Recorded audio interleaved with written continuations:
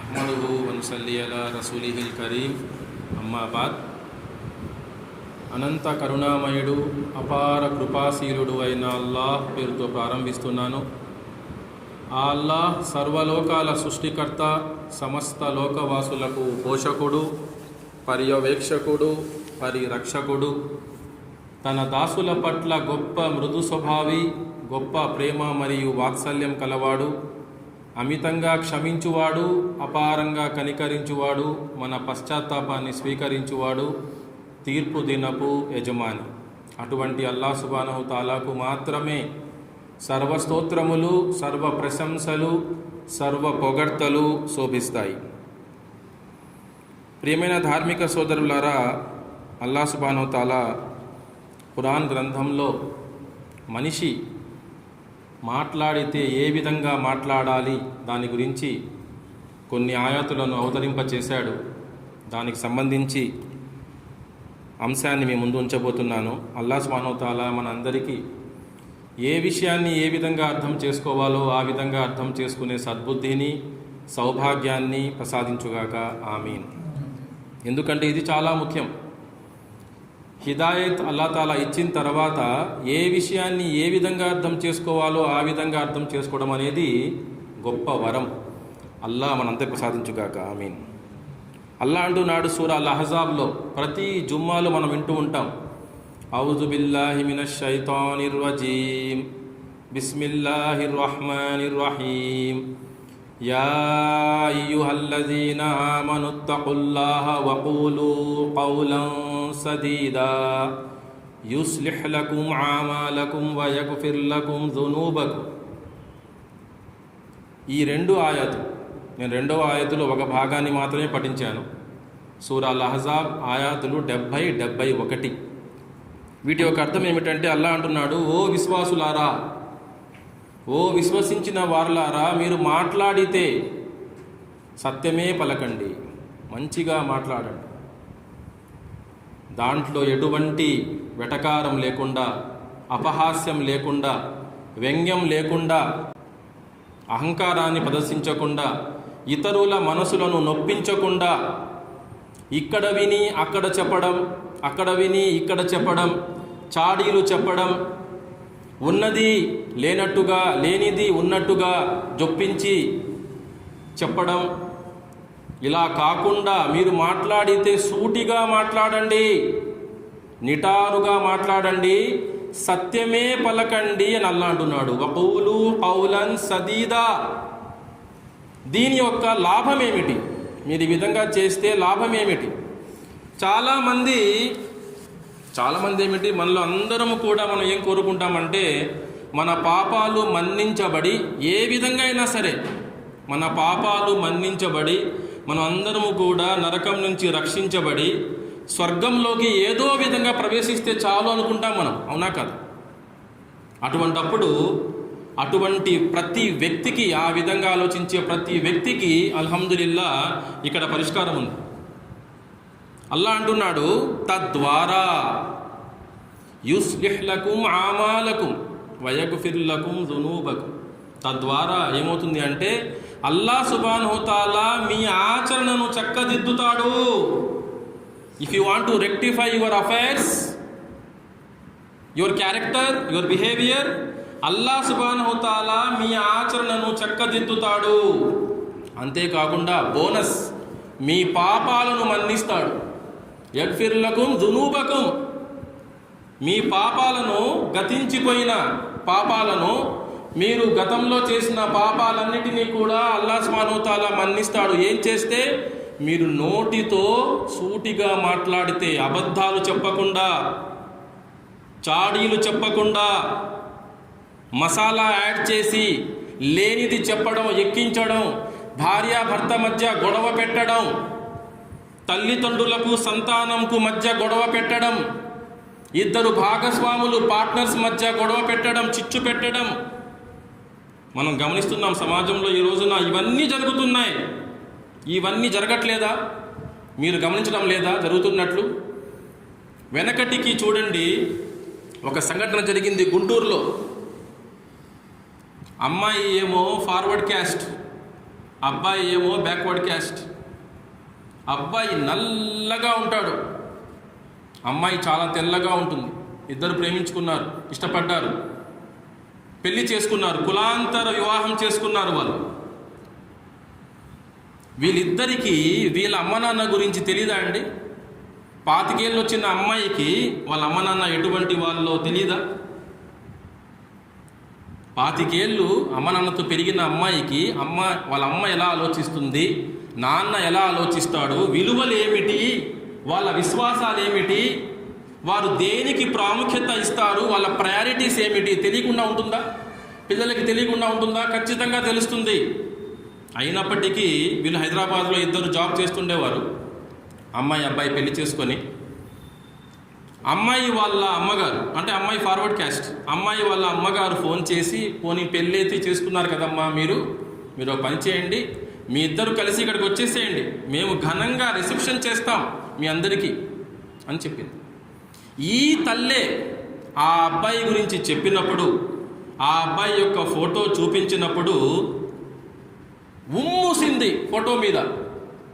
ఇంత నల్లగా ఉన్నాడు వీడు, నల్ల జంతువు మాదిరి, నువ్వు వీడినా పెళ్లి చేసుకునేది, సిగ్గు లేదు నీకు అని ఫోటో మీద ఉమ్మూసిన తల్లి.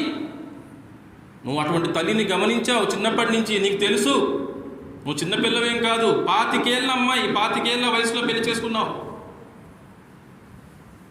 అమ్మాయి చెప్పింది, పెళ్లి చేసుకున్నారు కాబట్టి ఒక పని చేయండి అమ్మా, మీ ఇద్దరు కలిసి రండి, మీ ఇద్దరికి మేము ఘనంగా రిసెప్షన్ చేస్తాం గుంటూరులో, జరిగింది ఏదో జరిగిపోయింది, బంధువుల్ని పిలుస్తాం అందరినీ అని చెప్పేసరికి ఆ మాయ మాటలు నమ్మి అమ్మాయి అబ్బాయి నూతన వధూవరులు ఇద్దరు కూడా వచ్చారు. పెళ్ళైన నెలలోపే, వితిన్ 1 మంత్ వచ్చేసరికి అబ్బాయితో ఏం చెప్పారు, పెళ్లి కొడుకుతో నువ్వు హోటల్లో ఉండమ్మా, ఈ ఒక్క రాత్రికి నువ్వు హోటల్లో ఉండు, రేపు పొద్దునే కదా రిసెప్షను అని చెప్పారు. అబ్బాయి హోటల్కి వెళ్ళాడు. రాత్రి ఆ అమ్మాయి యొక్క తల్లి తండ్రి ఇద్దరు కలిసి చున్నీతో ఆ అమ్మాయిని చంపేశారు, ఊరేసి.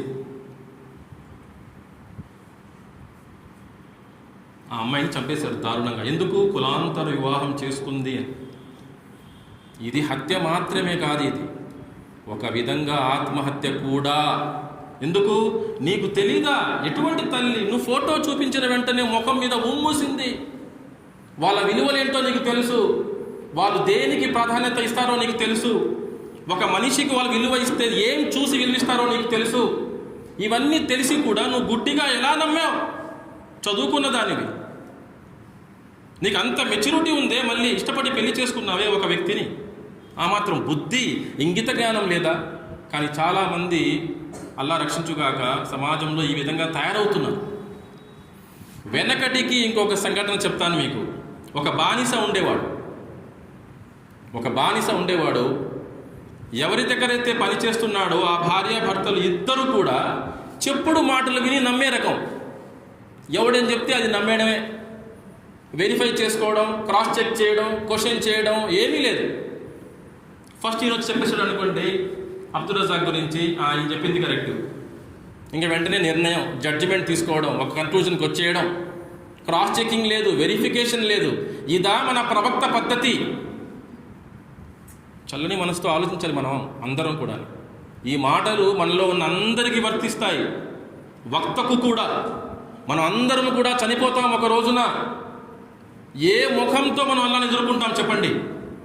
నోటికొచ్చినట్టు మాట్లాడి, చేతికొచ్చినట్టు చేసేసి, ఇష్టానుసారం జీవితాన్ని గడిపి రేపొద్దున చనిపోయిన తర్వాత అల్లాహ్ సుబ్హానహు వ తఆలా మన గుండెల గుట్టును తెలిసినవాడు, అవన్నీ ఆ గుట్టులను బయట పెడతాడు. ఆ రోజు అల్లాని ఎలా ఎదుర్కొంటాం మనం? మస్జిదుల్లో కూడా జరుగుతుంది ఈ విషయం. అల్లా రక్షించుగాక. ఒకరి మీద ఒకరు. ఆయన లేనప్పుడు ఈయన గురించి ఈయనకి, ఈయన లేనప్పుడు ఆయన గురించి ఈయనకి చెప్పుకోవడం. అల్లాను ఎలా ఎదుర్కొంటాం మనం? అల్లా మనందరికీ హిదాయత్ ఇవ్వగాక. ఈ బానిస గమనించాడు ఆ విషయం. మామూలుగా ఒకరు వినేవాళ్ళే ఉంటే చెప్పుడు మాటలు, ఆ కుటుంబమే నాశనం అయిపోతుంది. సంబంధాలే తెగతెంపులైపోతాయి. ఈ రోజున భర్త మాట విని భార్య సొంత తల్లిదండ్రులతో మాటలు లేవు భార్యకి, కూతురికి. ఇలాంటి కేసెస్ తక్కువ. భార్య మాట విని ఎంతోమంది భర్తలు సొంత తల్లిదండ్రులు దూరం అవుతున్నారు. ఈ కేసెస్ చాలా ఎక్కువ. అల్లాను ఎలా ఎదుర్కొంటామండి మనము? హుకూకుల్లా ఒక్కటే కాదు కదా. ఒక పక్షికి 2 రెక్కలు ఉంటాయి. స్వర్గానికి చేరుకోవాలంటే, లక్ష్యం చేరుకోవాలంటే 2 రెక్కలు ఉంటాయి పక్షికి. 2 రెక్కలు అవసరం. ఒకటి హుకూకుల్లా, ఇంకోటి హుకూకుల్ ఇబాద్. హుకూకుల్ ఇబాద్ విషయంలో అల్లా కూడా జోక్యం చేసుకోడు. ఎలా ఎదుర్కొంటాం మనం ఆ గడ్డు దినాన్ని? అల్లా రక్షించుగాక. బానిస గమనించాడు. ఏం చేశాడు? వీళ్ళ నుంచి నేను విముక్తి పొందాలి. ఎలా పొందాలి విముక్తి? యజమాని దగ్గరికి వెళ్ళాడు. మీ ఆవిడ నీ మీద చేతబడి చేయబోతుంది. जादू करने वाली है तुम्हारी बीवी, मालिक आपकी बीवी जो है, मालकिन जो है आपके ऊपर जादू करने वाली है. ఆవిడ ఏం చేస్తుందంటే, నా మాట మీకు నమ్మకం లేకపోతే మీరు చూడండి, వాళ్ళ రాత్రి ఒక కత్తెరతో మీ గడ్డం కింద ఇక్కడ ఉన్న వెంట్రుకల్ని తీసుకోవడానికి వస్తుంది వాళ్ళ రాత్రి. నా మాట మీద నమ్మకం లేదు కదా, మీకు నమ్మకం లేదు కదా, చూడండి అని చెప్పాడు బానిస. ఎవరికి చెప్పాడు? యజమానికి చెప్పాడు. యజమాని భార్య దగ్గరికి వెళ్ళి ఏం చెప్పాడంటే, మీ ఆయనకి పరస్త్రీ వ్యామోహం ఉంది, వేరే ఆవిడతో అఫేర్ పెట్టుకొని ఉన్నాడు అని చెప్పాడు. చెప్పేసి నువ్వేం చేయాలంటే దానికి ఒక పరిష్కారం ఉంది, నా దగ్గర ఒక నుస్ఖా ఉంది, ఒక ఫార్ములా. ఈ గడ్డం కింద ఇక్కడ ఉన్న 2-3 ఎంట్రికలు నువ్వు కనీసం తీసుకొని రాగలిగితే నీ మాటే వినేలా నేను చేస్తా, మంత్రం వేయిస్తా, నేను జాదూ చేయిస్తా నేను అని చెప్పాడు. భర్త ఏమో గొడ్డలు పెట్టుకున్నాడు, తలజెండు కింద, పిల్లో కింద గొడ్డలు పెట్టుకున్నాడు రెడీగా. ఒకవేళ నిజంగా ఇది నన్ను చంపడానికి వస్తే నేను దాన్ని చంపేస్తా అని. భార్య ఏమో నిద్రపోయినట్టు ఉన్నాడు ఇతను అని చెప్పేసి గురక పెడుతున్నాడు, ఇతను యాక్టింగ్ చేస్తున్నాడు, అక్కడ గురక పెడుతున్నాడు అని చెప్పేసి కత్తె తీసుకొని వెళ్ళింది. కళ్ళు తెరిచాడు. ఇద్దరిని ఒకరినొకరు పొడుచుకొని చచ్చిపోయారు. చెప్పుడు మాటలు వింటే జీవితాలు ఈ విధంగా నాశనం అయిపోతాయి. ఇద్దరు నాశనం అయిపోయారు. చూసారా? ఒకరినొకరు చంపుకున్నారు. వాళ్ళు కత్తెరతో ఆవిడ పొడిచేసింది, గొడ్డలతో ఇతను నరికేశాడు. కొట్టుకొని భార్య భర్త చచ్చిపోయారు. భార్య భర్త కలిసి జీవిస్తున్న వాళ్ళు, అరే నా భర్త ఎలాంటోడు భార్యకి తెలీదా? ఇదేం కాపురాలండి? ఇలా కూడా బతికేస్తావా మనం? భార్య లాంటిదో భర్తకు తెలియదు, భర్త లాంటోడు భార్యకు తెలియదు, పిల్లలు లాంటోళ్ళు అమ్మ నాన్నకు తెలియదు. మా బంధువుల్లో కూడా ఒక సంఘటన జరిగింది. ఒక అబ్బాయి మీద దొంగతనం చేసిన కేసు వస్తే తండ్రి కర్రతో కొట్టేశాడు పోలీస్ స్టేషన్లో. ఆ అబ్బాయి చచ్చిపోయాడు. అబ్బాయి రాత్రి అబ్బాయి చచ్చిపోయాడు. తర్వాత దొరికింది అది గోల్డ్ చైన్. ఈ అబ్బాయి తీసింది కాదు. అడగాలి కదా ఒక మాట, నువ్వు తీసావా నాన్న? ముందు వెనక ఆలోచించేది ఏం లేదు. మాట అందరూ కూడా మంచిగా మాట్లాడినట్టు ఉంటారు. శైతాను మనం ఏ విధంగా గుర్తించాలో ఆ విధంగా గుర్తించాలి. చూడండి, గమనించండి. తర్వాత ఇక్కడ మీరు మంచిగా మాట్లాడితే అల్లా తాలా మీ ఆచరణను చక్కదిద్దుతాడు, మీ పాపాలను మన్నిస్తాడు. అల్హమ్దులిల్లా. అయితే మీకు సందేహం రావచ్చు, మరి నేను భవిష్యత్తులో చేసే పాపాల సంగతి ఏమిటి అంటే, తఫ్సీర్ ఇబ్నే కసీర్లో వస్తుంది, హదీస్ వేత్తలు రాస్తున్నారు దాని గురించి. భవిష్యత్తులో మీరు ఒకవేళ పాపాలు చేస్తే ఆ పాపాల పట్ల మీరు పశ్చాత్తాపము చెందే అవకాశం అల్లా తాలా మీకు ఇస్తాడట. సుబ్హానల్లా. ఎప్పుడు మీరు మంచిగా మాట్లాడితే. అల్లాహు అక్బర్. ఈ రోజున మనం దాన్ని చాలా లైట్గా తీసుకున్నాం. నా కోపం చాలా ఎక్కువ అండి. కోపం మీ సొత్తా? మీ బర్త్ రైటా? మీ జన్మ హక్కా? వేరే వాడికి కోపం రాదా? వాడికి హక్కు లేదా? ఏం మాట్లాడుతున్నారు మనం? అసలు ఏం మాట్లాడుతున్నాం? నాకు షార్ట్ టెంపర్ అండి. షార్ట్ టెంపర్ మీకొక్కరికే ఉంటుందా? వేరే వాడికి రాదా? వస్తే ఎలా ఉంటుంది? ఈ రోజున చూడండి, క్రైమ్ రేట్ ఎందుకు పెరుగుతుంది? ఇంత రక్తపాతం రోజు రోజుకి తగ్గుతుందా పెరుగుతుందా? మీరే చూసి వార్తలు నాకు చెప్పండి. నా మాట తప్పైతే నేను వెనక్కి తీసుకుంటాను ఆ మాటల్ని. సోదరులారా, జాగ్రత్త వహించండి. మరొక చోట అల్లా అంటున్నాడు, బనీ ఇస్రాయిల్, మీరు వెరిఫై చేసుకోవచ్చు, ఆయత నంబర్ 53, ఓ ప్రవక్త సల్లల్లాహు అలైహి వసల్లం, నా దాసులతో వారు తమ నోట అత్యంత మంచి మాటలనే పలకాలని చెప్పు. ఎందుకంటే శైతాన్ వారి మధ్య కలతలు రేపుతాడు. నిశ్చయంగా శైతాన్ మానవుని పట్ల బహిరంగ శత్రువు, అదువ్వుం ముబీన్. మనం వీడినే గుర్తించలే మనం. ఇద్దరున్నారు అన్నదమ్ములు, ఈయన భార్య ఇంకో మాట చెప్పింది, ఈయన భార్య ఇంకో మాట, అంతే. ఇద్దరు మాట్లాడుకోరు, ఇంకా వీళ్ళిద్దరు చచ్చిపోయేదాకా మాట్లాడుకోరు. హజ్కి వెళ్ళిపోతారు, ఉమ్రాకి వెళ్ళిపోతారు, సదకా ఇచ్చేస్తారు, జకాత్ ఇచ్చేస్తారు, 5 పూటలు నమాజ్ చేసేస్తారు, తహజ్జుద్ చేసేస్తారు, అన్నీ ఫాలో అవుతారు. మరి హుకూకుల్ ఇబాద్, సొంత సోదరుడితో మీ సంబంధం ఎలా ఉంది? No verification, no cross checking. ఇదేం జీవితం అండి? ఇదా సందేశం, ఇస్లాం యొక్క సందేశం? ఆలోచించాలి మనం. హుకూకుల్లా చాలా సులువు, హుకూకుల్ ఇబాదే చాలా కష్టం. ఎందుకంటే అల్లా తాలా గఫూరుర్ రహీం. ఏదో ఒక వంగతో అల్లా తాలా క్షమించేస్తారు. అన్నం తిన్నారు, మీరు దువా చదివారు, మీ పాపాలు అల్లా తాలా మన్నిస్తాడు, అల్హమ్దులిల్లా. కానీ మనుషులు అలా కాదే.